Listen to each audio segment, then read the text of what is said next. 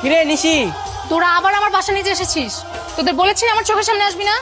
আরে খেলা তো পুরো জমে গেছে, একটু পরে দেখবি আঙ্কেলের কাছে কল চলে আসবে। আপা মারার আর জায়গা পাস না, কখন ভাঙলি বিয়ে? আরে একটু আগে আমাদের গলা ধাক্কা দিয়ে বের করে দিলি না, এরপরে তো ওই ছেলের স্ক্রু টাইট করে দিয়ে এসেছি। কি বলছিস সত্যি? আয় উপরে আয়। চল চল উপরে যাই, মিষ্টিটা খেয়ে আসি। সবাই খায় বিয়ের মিষ্টি, আমরা খাবো বিয়ে ভাঙার মিষ্টি। নে মিষ্টি খা। আচ্ছা কিভাবে করলি কাজটা? এখানে ওয়েট কর, তোর বাবার কাছে এখন কল চলে আসবে। কি হয়েছে? আরে ওরা চাইছে সামনে শুক্রবারে বিয়ের অনুষ্ঠানটা সেরে ফেলতে। আরে চল খেতে পড়ি, তাহলে যে মিষ্টি খেয়েছি সব পেট থেকে বের করতে। তোটাই বোকা যে একটা অপরিচিত মানুষকে কিডন্যাপ করেছিলাম। মিষ্টির সামনে জিন্দিগি তো চেয়ার দিতে পারবো, আমি তো সব শেষ।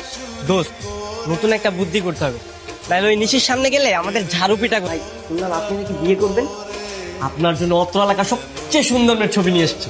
মেয়ে তো না, যেন আসমানের পরী। কিন্তু ভাইজান, আমার তো বিয়ে